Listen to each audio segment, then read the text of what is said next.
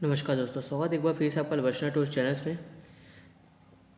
जैसा कि हम लोग डेली प्रश्नोत्तर मेंस का अभ्यास करते हैं, आज ये प्रश्न संख्या आपका 12 होगा जो आज हम प्रश्न लेंगे और ये जीएस पेपर 1 से प्रश्न आपका लिया गया है।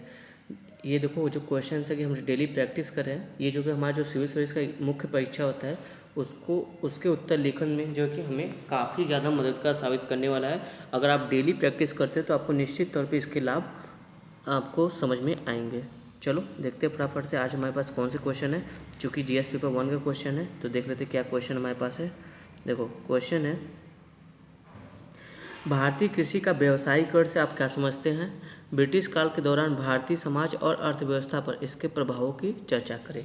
सबसे पहले हम प्रश्न को समझेंगे। 250 शब्द में हमने प्रश्न बोला है, अर्थात ये आपका 12.5 या फिर 15 मार्क्स का ये क्वेश्चन होगा। ठीक है, चलो प्रश्न देखो दो बातें हैं प्रश्न में। एक तो आपको भारतीय कृषि का व्यावसायीकरण, सिर्फ कृषि का व्यावसायीकरण नहीं बताना है, भारतीय कृषि का व्यावसायीकरण बताना है। ठीक है, ये क्या होता है, बहुत से बच्चे जल्दबाजी में कृषि का व्यावसायीकरण से डिफिनेशन दे देते हैं, जबकि प्रश्न में पूछा गया साफ साफ कि भारतीय कृषि का व्यावसायीकरण। ठीक है, तो इसे को ध्यान में हम रखेंगे पूरे स्टेटमेंट को।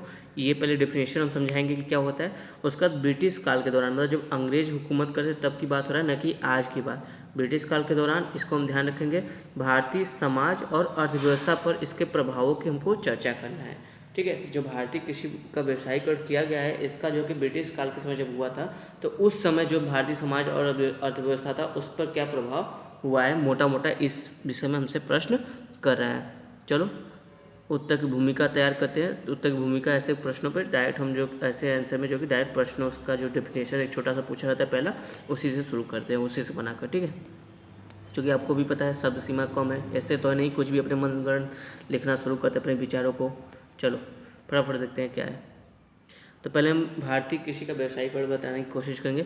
भारतीय कृषि के व्यावसायीकरण से आशय भारत के पारंपरिक उपभोग फसलों जैसे धान गेहूँ इत्यादि के बजाय गैर पारंपरिक फसलों का उत्पादन करना। ठीक है, जो भारतीय कृषि का व्यावसायीकरण है उसका मतलब यही है सीधा सीधा, जो हम पारंपरिक उपभोग करने वाले फसलें उगाते थे जिसको हम खाते पीते थे अनाज के तौर पर, उनके बजाय जो है कि गैर पारंपरिक फसलों का उत्पादन करना। देखो कौन से, जिसका मुख्य उद्देश्य क्या है, फसलों से केवल लाभ यानी धन के अर्थ में आप कह लो लाभ व अत्यधिक समृद्धि प्राप्त करना है। ये पूरा वर्ड मिलकर जो कि भारतीय कृषि के व्यावसायीकरण को डिफाइन करता है।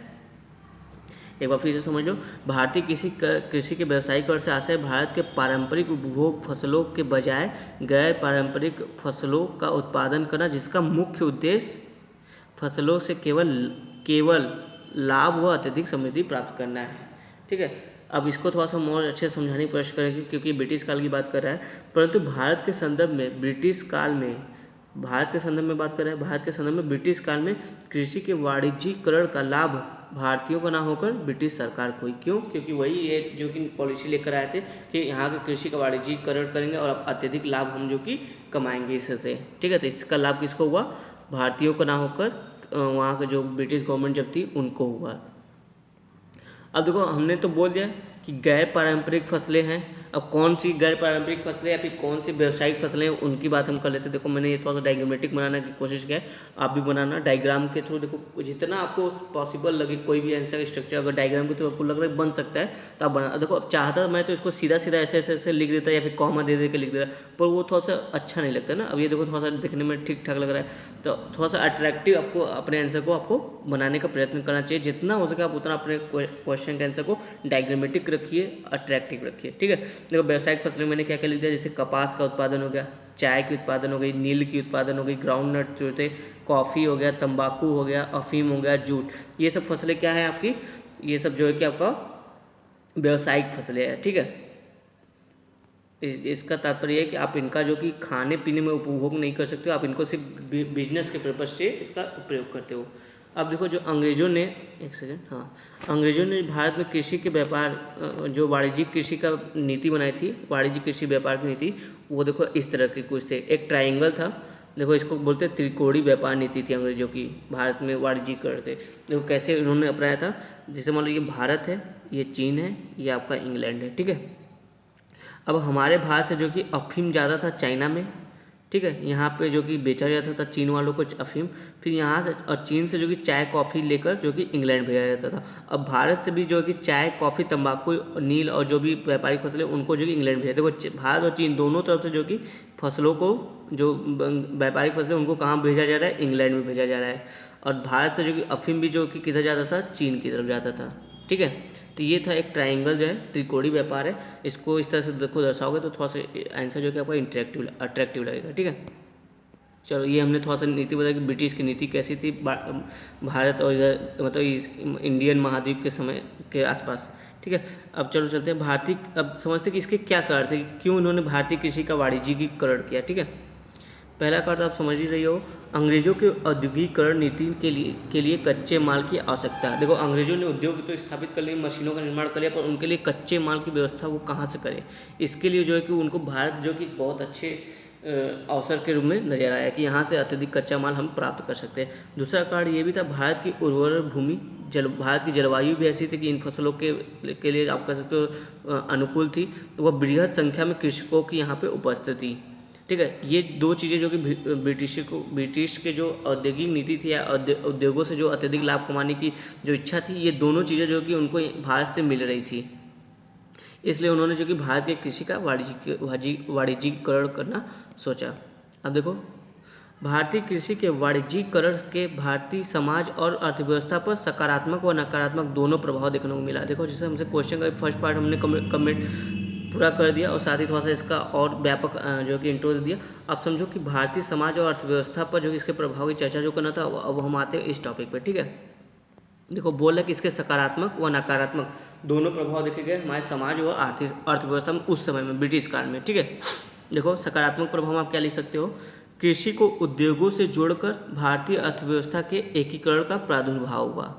ठीक है, मतलब कृषि भी पहले क्या होती थी, अलग अलग चलती थी, कृषि का व्यापार अलग होता था, उद्योग में अलग चीज़ें बनती थी। अब क्या हुआ, कृषि को उद्योगों से जोड़ा जाने लगा, जिससे क्या हुआ, भारतीय अर्थव्यवस्था के एकीकरण का प्रादुर्भाव हुआ व्यावसायिक फसलों के आने से। फिर उसका देखो, भारतीय कृषि की वैश्विक अर्थव्यवस्था तक पहुंच बन सकी। अभी हम पॉजिटिव लिख रहे हैं, बाद में निगेटिव लिखेंगे।